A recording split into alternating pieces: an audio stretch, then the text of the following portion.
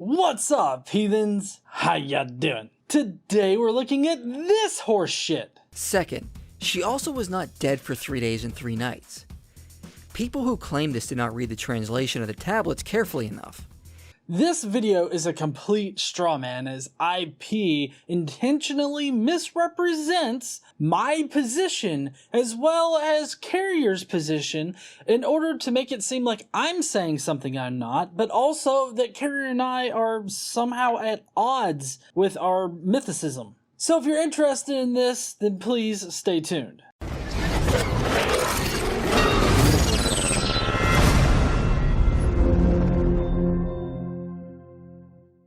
So in this video, he's not only disingenuous about my position, but he's also disingenuous about Carrier's position.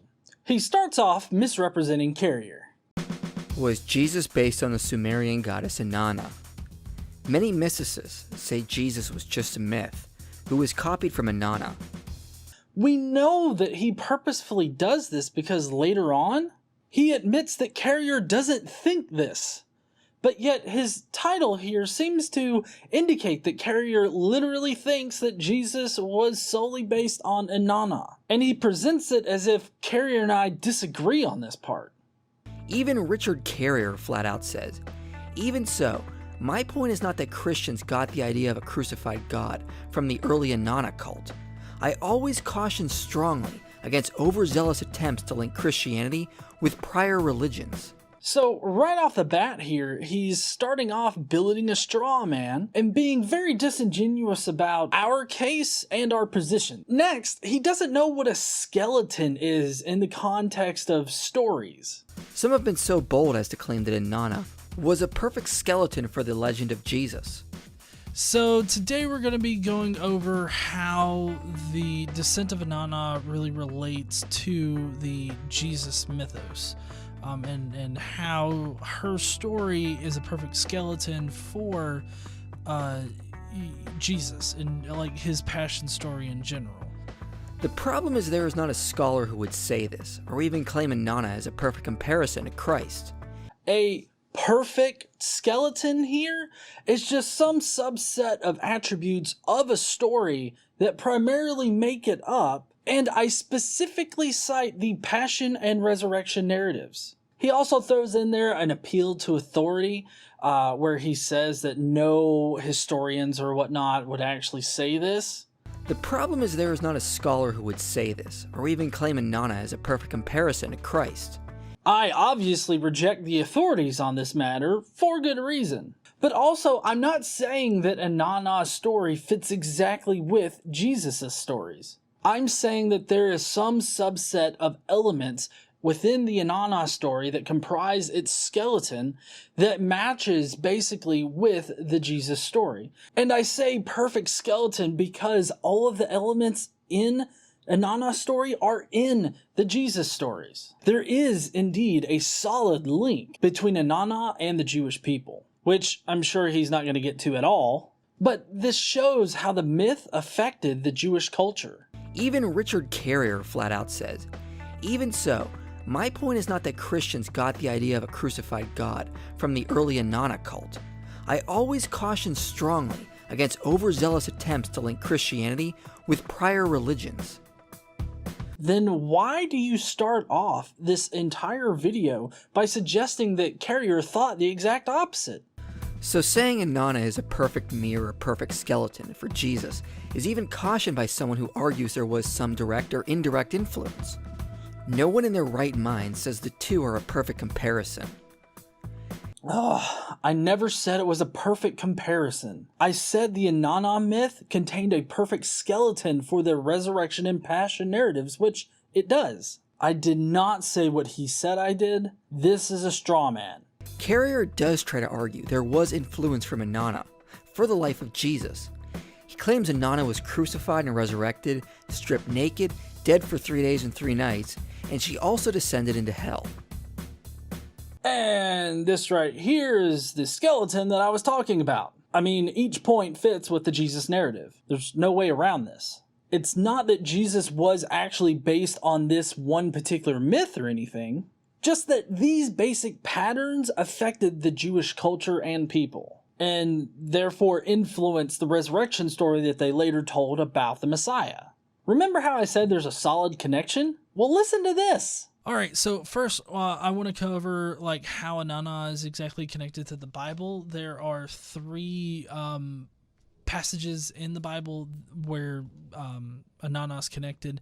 First, we have Ezekiel 8:14 that says, "Then he brought me to the entrance of the north gate of the house of the Lord, and I saw a woman sitting there mourning the god Tammuz." Tammuz in the Inanna descent story is substituted for Inanna in the underworld, and this is how she has new life. Well, this is one of the reasons why she can ascend and have new life. Jeremiah 7:18, the children gather wood, the fathers light the fire, and the women knead the dough and make cakes to offer to the queen of heaven. They pour out drink offerings to other gods and arouse my anger. So as you can see, the queen of heaven is another name for Inanna. In case you guys didn't know, Inanna is the Sumerian goddess of love, beauty, sex, desire, fertility, war, combat, justice, and political power. So she's got a lot of jobs. There's another one, Jeremiah 44:15 through 26, which has a lot of information in it. If you want to go and look at that, the links are in the description. But basically, it's God saying that the Jews, I'm pissed off at you because you're worshiping Tammuz and Inanna, and so I'm going to shun you and everything like that. Basically, it's God hating on the Jews once again, which we are, accustomed to. So not only are those connections in the Old Testament of the Bible, but as we'll see later, the punishment of Inanna in the underworld is reflected in the Jewish corporal punishment structure. Well, let's look at our primary sources for Inanna. First, all this comes from an ancient Sumerian account called Inanna's Descent into the Underworld, or the Akkadian parallel called Ishtar's Descent. It's important to note here that it wasn't just the Akkadians that knew her as Ishtar. It was the Akkadians, Babylonians, and Assyrians that worshipped Inanna as Ishtar. Put a little pin in that for later. And neither account ever uses the terms crucified or resurrected. The Akkadian account really has no parallels at all. Ishtar descends into the underworld, has to go through 7 gates, and at each gate she loses a piece of jewelry or clothing. Then she is thrown into prison, and disease is inflicted upon her. A servant of the gods descends to rescue her, because there's no animal or human having sex while she's in the underworld, as she's the goddess of fertility. And then they sprinkle water and oil on her to heal her, get her belongings back, and return her home. As a ransom, her husband Tammuz has to take her place in the underworld. So no parallel to Jesus here whatsoever. Again, he is pushing this straw man idea that I said that it had to be an exact match. It doesn't. And I did not say that. And that is the basic story of the descent to the underworld by Inanna, but that does not accurately represent the skeleton. The skeleton structure that he went over just a little bit ago. The Sumerian account is almost the exact story, yet far more detailed. First, the account never says she was crucified, and there isn't any evidence of crucifixion from the time these tablets date to.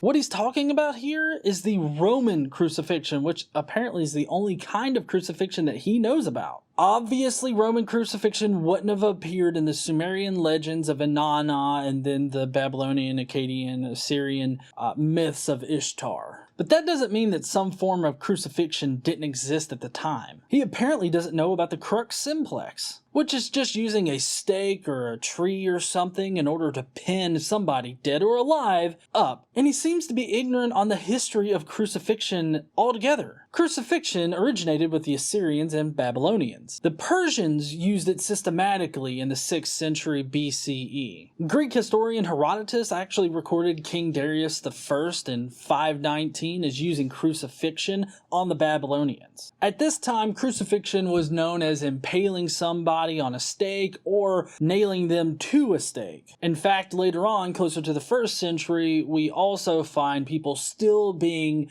staked in that way. The crossbeam that we see with the crucifixion in the 1st century is an adaptation that was meant to prolong the suffering of the individual that was being crucified. This is because they died of asphyxiation instead of, having a pole shoved up their ass. This is actually seen in Alexander the Great's siege of Tyre, where he actually crucified about 2,000 survivors of the siege. And that was in the 4th century BCE. In fact, around this time, Jewish laws for some particular crimes had them kill the offender and then display their body by crucifying them, just like in Inanna's story. The point here, though, is not that the myth was perfectly copied into the Jewish culture, the Jewish people, or even into Jesus' story, but just that these myths highly affected the Jewish culture and people. Next, yes, Inanna's corpse was hung on the wall by a hook, but any hanging up or suspended in air in any kind of way would have been deemed crucifixion at the time. As we saw the crux simplex with just a stake and shoving the rod up through their asshole and out their mouth, that was deemed crucifixion. Pretty much anything that had the person pinned up a considerable amount where the feet were dangling in the air would have been considered crucifixion. It's not Roman crucifixion, but it also doesn't have to be Roman crucifixion. Whenever he says, no historian would say that it was, I mean, I agree with you, because no historian in their right mind would call that the Roman form of crucifixion. And nowhere in my statement did I specifically say Roman crucifixion. The Inanna story also doesn't have to use specific words like resurrection or crucifixion, because you can describe something and know what it is like in the words that we use. Just because they didn't use our words for things doesn't mean that that's not what it was. It says that after she went through the 7 gates of the underworld and was naked, she tried to take the throne of her sister, the queen of the underworld. And the judges from the underworld surrounded her and turned her into a corpse. Then her dead body is hung on a hook. The only real vague similarities are being stripped naked and the word hung. But Inanna was stripped over the course of 7 different instances, and she had a completely different outfit. And this was all an attempt to seize the throne of the underworld. And there are just as many layers to heaven. The Ascension of Isaiah, which is a 1st century Jewish writing, actually chronicles Isaiah being called up to heaven through the different layers, and there are indeed 7 layers to heaven. But also, if you look up 7 heavens, or if you want to go to the description and look at all my references, then you can see how 7 heavens or 7 gates or something like that is actually pretty predominantly in myths and religions of the past. So there being 7 gates would correlate directly to Judaism and all of the Abrahamic religions. Because, I mean, 7 is a magical number in religion in general. There's also a Gnostic gospel where it chronicles the apostles or whatnot after Jesus died. They go on this journey, and at one particular point, they're having to traverse a long way, and they go across like 7 different gates or whatnot. So we can tell that this myth, or the idea of there being 7 levels, layers, gates, doors, whatever, to the afterlife is pretty predominant in these ancient religions and myths. And I mean, all of this can be traced back to Mesopotamian myths, and then those myths infected the other myths. So, stripped naked, hung on display, and then traverse multiple levels to heaven, or underworld, or whatever. Hell, who cares? I mean, it seems to fit. I mean, of course, this is a generalized way, but see, that's how skeletons of stories are. They're generalized points, like an outline of the story that matches with the outline of the Jesus story. Hence, a skeleton. You seem to require some kind of exact match in order for this to even make sense as a parallel. But what you're actually describing here is the fact that the Jews didn't steal directly from these myths. And I would agree, the Jews didn't steal from these myths. The Jews didn't directly copy Jesus off of this one particular myth. That's not at all what I'm saying. I'm saying that these myths affected the Jewish people. I think this is like the 3rd time I've said this. Jesus was stripped naked as part of his execution process. He didn't lose a piece of clothing at 7 different gates, nor was he trying to seize a throne, and just happened to die in the process like with Inanna. Most importantly, Inanna was not murdered by being hung or crucified. Her body was simply placed on a hook like a piece of meat. There is not a Sumerian scholar who has ever compared this to crucifixion. And there is no evidence such a practice even existed in ancient Sumeria. It is quite a stretch to claim a corpse being placed on a hook is a parallel to the Roman execution process of crucifixion. So this is hardly a parallel, as Maurice Casey said. In the context of discussing the historicity of Jesus of Nazareth, it is not the same thing at all. Jesus suffered the Roman penalty of crucifixion, and Inanna, a goddess worshipped in Sumer 2 millennia previously, did not. Thus Jesus was nailed to a cross so that he would die, whereas Inanna was hung from a hook on a wall, as large joints of meat were, and still are.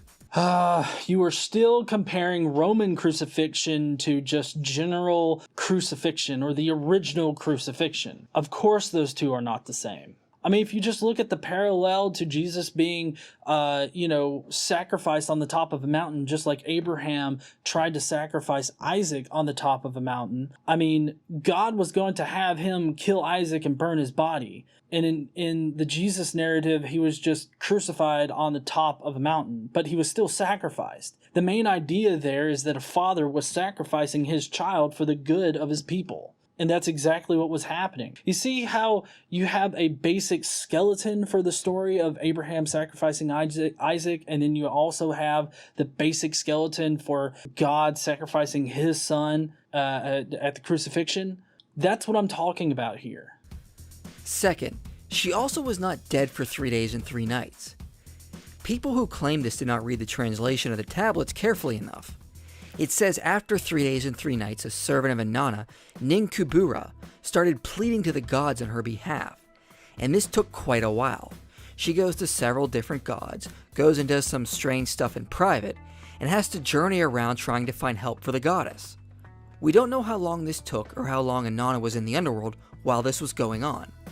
The 3 days and 3 nights of waiting would have correlated to her descent into the underworld. In the beginning of the story, Inanna tells Ninkubura to start this pleading process on the day she arrives in the underworld. We then read later that after Inanna left Ninkubura, she did this 3 days and 3 nights later. So that means it was a 3 day and 3 night journey to the underworld, and Inanna would not have been transformed into a corpse yet. This is just blatantly obtuse to what the actual text says. She didn't arrive in the underworld until after she got through all 7 gates, and it directly says this in the text. Reference links are below. The story itself says that the 7 gates comprise the overall gate to the underworld. So you're not actually in the underworld until you get past all of the gates. Also, another thing is that this story is told in a linear fashion. There's no reason to think that it was told in parallel. Like Nimkunumbra or whatever, like she immediately left Inanna's side and then started going around and doing shit. And it took Inanna 3 days to get down there. She died and then was immediately resurrected after Inanna had been going around to all these houses for 3 days and 3 nights. No, that's not how it happened. She went through all of the gates and then she got into the underworld and was turned into a corpse and hung on the wall. And then after 3 days, her sidekick went around and did all the shit and got the special leaf and the water and everything and resurrected her. The only passage of time that's really indicated here is after Inanna is turned into a corpse and hung, then 3 days passes. I mean, this is the way to read that. I mean, it's just right there. With a lot of these sources that historicists bring up, all you have to do is actually just fucking read what the actual source says. But he's trying to turn it around and to say that I'm not reading it correctly when he's the one that's twisting the words and turning it into something that it's not. It's blatantly disingenuous for you to read it in that way. The next issue is if she was resurrected, and all Carrier did was change the meaning to force a parallel. Remember, Inanna did not become human, die on Earth, have her spirit leave her body, only to be resurrected 3 days later in a new glorified body. She was an immortal goddess who was turned into a corpse in the underworld, so not on our plane of existence, and only brought back to life through a special plant and water. This is hardly a comparison to the Jewish idea of resurrection, and she wasn't even human, nor did she receive a new glorified body. She also didn't die for the sins of the world. She died because she was greedy and stupid. She was never worshipped as a resurrected savior, or even titled that.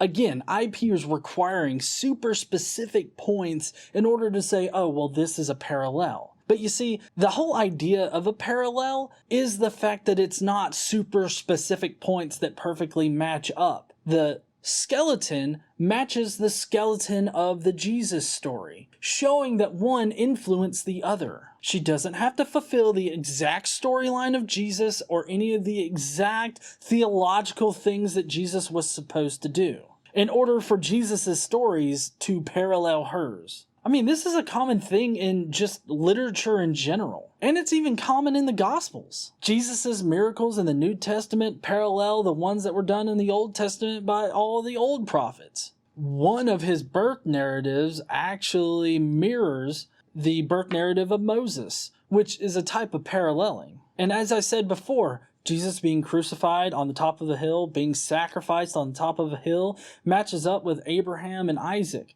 The basic skeletons there are a perfect match too. And before Jesus' crucifixion, you have the choice between Barabbas and Jesus, which is a parallel of the Yom Kippur ritual in Judaism. I mean, you can pick apart any one of these things and say, oh, this one's not uber specifically the same thing as this one, therefore not a parallel. But that's, again, not what parallels are, and also it's very disingenuous of you to require that. The fact that she died and then came back to life is indeed resurrection. I'm not sure if you know what resurrection is, but you requiring a hyper-specific idea or concept or definition of resurrection is just another part of your disingenuous nature. To resurrect something just means to bring something that was dead back to life. It doesn't matter that the resurrection that Inanna went through was different than the resurrection that Jesus went through. The fact that they are both resurrected deities is part of that perfect skeleton that I'm talking about. And again, your uber-specific requirements for parallels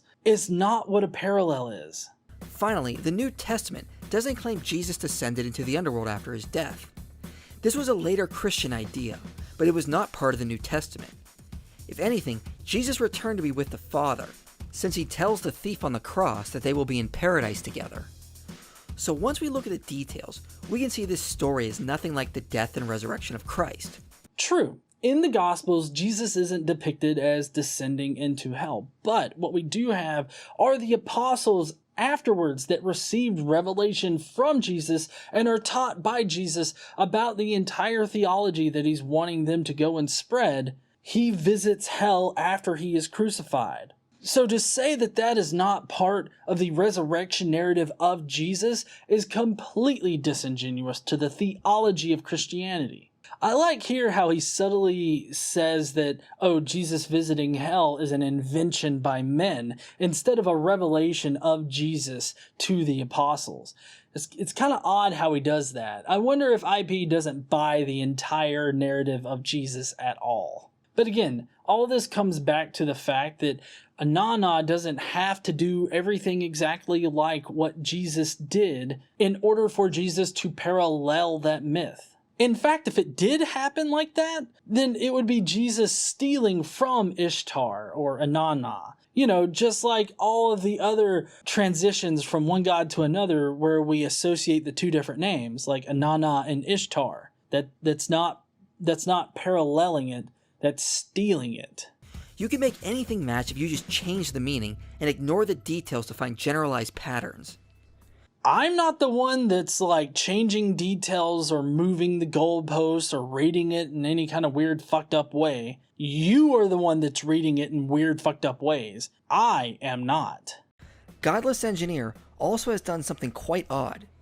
He recognizes there are clear differences between Jesus and Inanna, but instead of recognizing that could be evidence that they really aren't parallels, he just asserts without evidence that the Jews changed that part.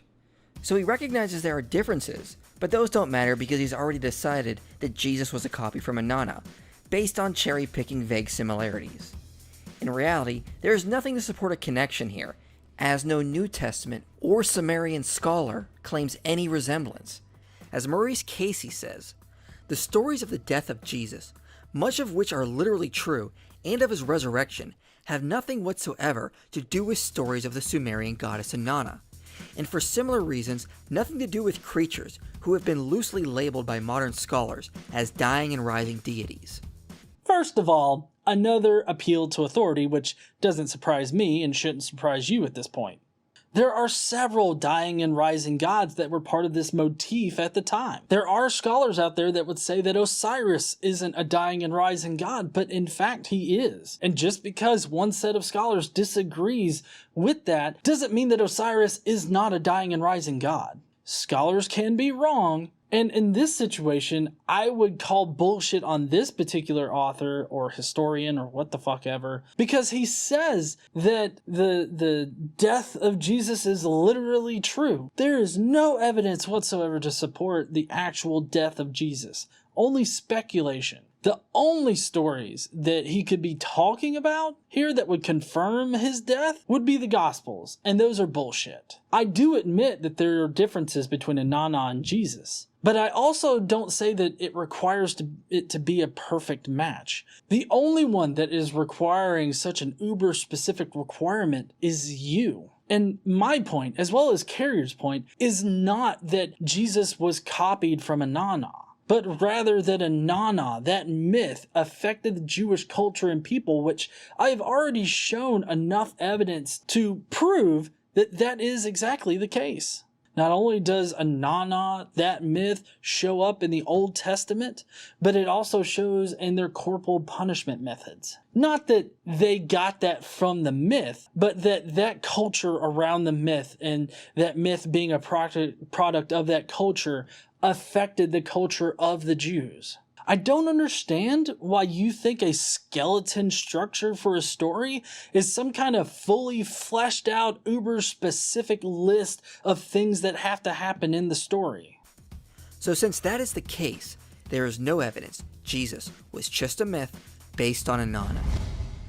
You're right, IP. Jesus is not completely based on Inanna. Jesus' passion and resurrection narrative is based on the myths that make up the motif of dying and rising gods, which includes Inanna. And I would say that Inanna has a bit more stronger of a connection with Judaism and Christianity than some of the other ones like Osiris and whatnot. Your assertion that crucifixion just didn't happen at that time, or the Sumerians, Babylonians, and Assyrians didn't use crucifixion, is just factually false and just shows how ignorant you actually are on the history of crucifixion in general. Thank you, heathens, for joining me today. I hope that you will go and check out IP's complete video over there if you have not seen it yet. Let me know what you think down in the comments below on my defense of my position here. Do you think that IP made a straw man of my position and then knocked that down? Or do you think that he was totally and legitimately presenting my actual position, which would differentiate from what I actually put in this video here? Let me know in the comments below. While you're down there, be sure to smash that like button and subscribe if you like this kind of content. Don't forget to stand up and use your voice. Bye, heathens.